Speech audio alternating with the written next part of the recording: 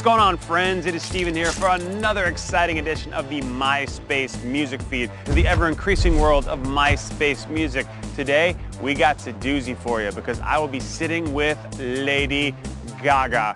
She's awesome, her music's awesome, awesomeness will abound. Also, Jordan Taylor's going to give you the news on what's going on inside our music site, but let's get right to it. Me and Gaga, which we shall go.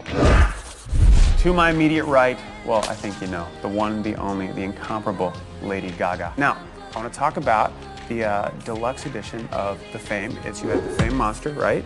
One separate record.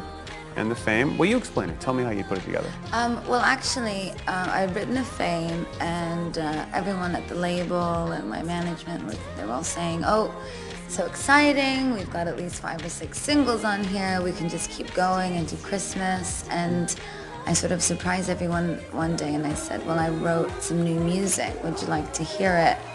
And I played them 8 new records, and Jimmy Iovine's like, oh my God, you wrote a new record, listen to this, oh, it's amazing, I hear 5 more singles, it's crazy. So I was excited to put some new music out because the truth about Lady Gaga fans is that they've been with me for a long time. So the rest of the world might just be catching up to me now, but the truth is that I've had an album out for over a year now, and I like to be prolific. How do you formulate a song? How does a Lady Gaga tune come? What's the germ of it? Is it sometimes a melody? Is it sometimes a beat? Is it sometimes a story? It depends on what I'm writing and how the inspiration comes, but with The Fame Monster in particular, I began to write the music as I was hearing it and repeating verses over and over again until I was writing the choruses. And then I realized that I was writing about fear. So in my self-discovery through the songs on The Fame Monster, I discovered Monster. And that is when each song began to sort of take on its own life.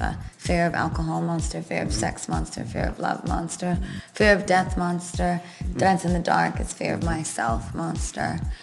So it's a much more personal record, but conceptually it sort of wrote itself. We'll have more of Steven's interview in a minute, but first, here's what's happening on the site. Scrappy indie groups, the death of auto-tune, and yeah, even more Gaga. 2009 was another wild year in the world of music, and this week we're looking back at all of it in our mammoth Year in Music feature. Check out the site for our list of the 50 best albums of the year. We'll see if your favorites made the grade. Also, we're going to be presenting our top 30 music videos of 2009. If you missed them, consider this your last chance to catch us. But for now, let's head back over to Steven with more of this interview with Lady Gaga. Now, the Monster Ball tour, what aspects of your tour, of your show, and I think I know the answer, but I'm going to ask, are you not involved in? None. None. Every single thing. Yeah. How did the tour itself come together? It was a very interesting development, the Monster Ball, because the Monster Ball was supposed to start next year in February, and then after the Kanye tour ended, Right. I decided I was going to go on tour anyway.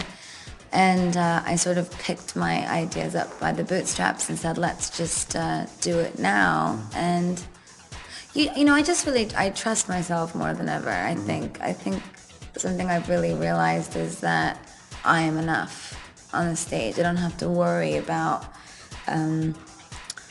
how this or that the show is. All I have to worry about is whether or not the show is true to who I am. I want to end with, what has been your favorite, because you're now a pop culture icon, you have achieved that status.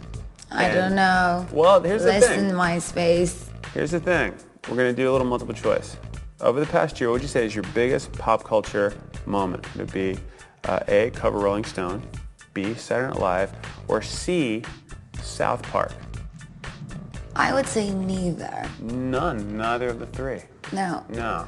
I think the greatest pop cultural impact that I hope to have offered is that the gay community is slowly taking over the universe. I think that it's truly remarkable that dance music is now something that is more normally and readily played on the radio. And in truth, I feel that dance music is really something that the gay community fights for and upholds and is sort of the nexus of. And There's no joyful community in the world quite like my gay fans. Their sense of celebration of freedom and life and love is something I haven't experienced anywhere else, and I am biased because they are my friends. So I guess my goal is to use music as a way to bring all sorts of communities of people together, to blur the lines and to say music has no politics, music has no religion, music has no color, music has no sexual preference, music has no color preference. Music is free.